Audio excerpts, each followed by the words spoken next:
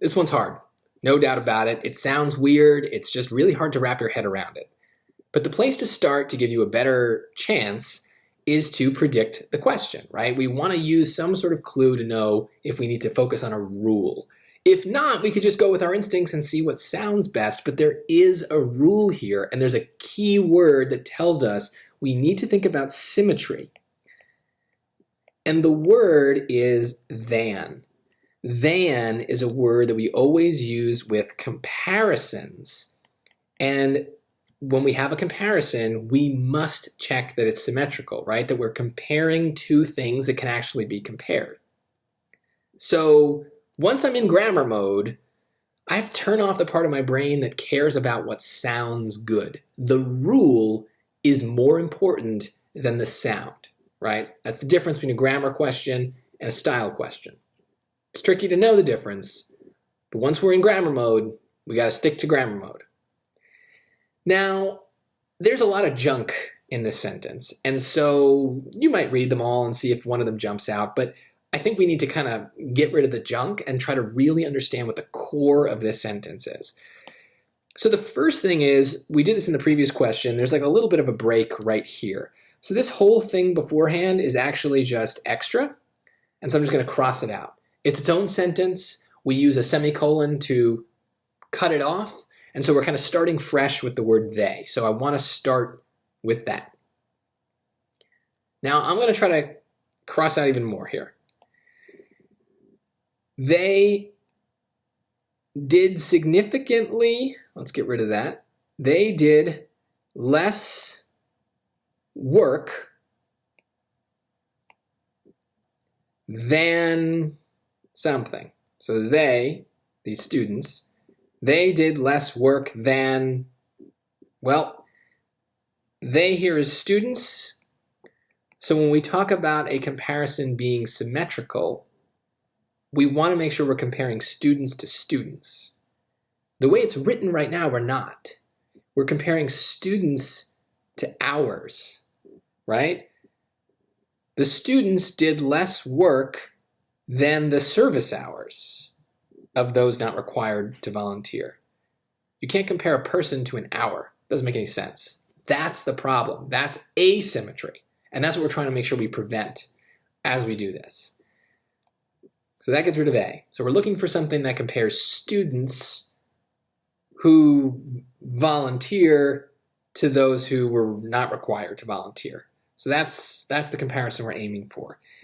And we can see that choice C is going to have a similar problem as choice A, that it's still comparing hours, not people. But B and D both seem to solve the problem, right? Students did significantly less work than did students who were not required to volunteer. That's B. D, students, the students did less work than compared, or oops, see, I made a mistake, gotta be careful. The students did less work compared with students not required to volunteer, okay? And that's shorter, so generally I prefer shorter choices. Now when there's a grammar rule at play, I sometimes override this and say, shorter is not good. Shorter leaves something else out. And you're not going to like this, but B is the answer here. And I think it sounds weird. But it preserves the symmetry of the word did, right?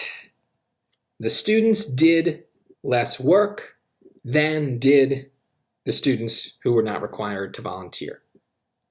So I don't think I would have said this sentence this way if I were speaking to a friend.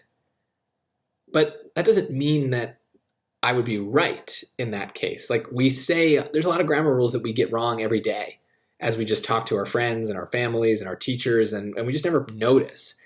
And so this is one of those cases where it sounds weird because we're just not used to being right. We say this wrong a lot.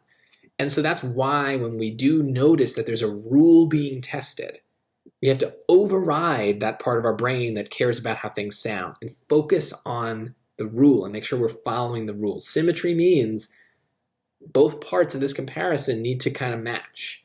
And so the word did is part of that match. I wouldn't worry about this question. It's very hard. The rule of comparisons usually is easier than this. This is just a weird way of testing this. But one thing I want to just talk about is this thing that I did at the beginning, and I did this very quickly, this like crossing stuff out. That's a good skill to have for lots of different questions on the SAT, especially this comparisons, but I also kind of do that when I'm dealing with punctuation a lot. I like to cross things out that are non-essential.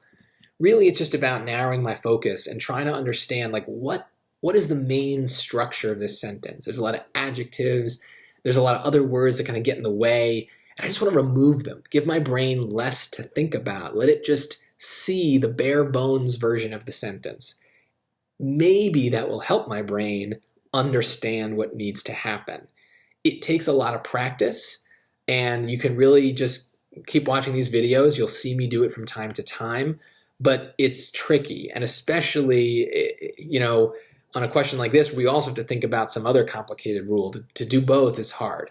So I get it. Don't expect it to happen overnight, but try to start thinking this way. Notice when I cross things out. Notice when we like kind of go past certain words because they're extra. We want to get rid of the extra, at least temporarily, to better understand what really matters. That crossing out thing can really help. So I'm sorry I don't have a better explanation for this. This is a tough one, but if you've been practicing for a while, you're going to bring a lot of stuff together to get this hard question right. I hope.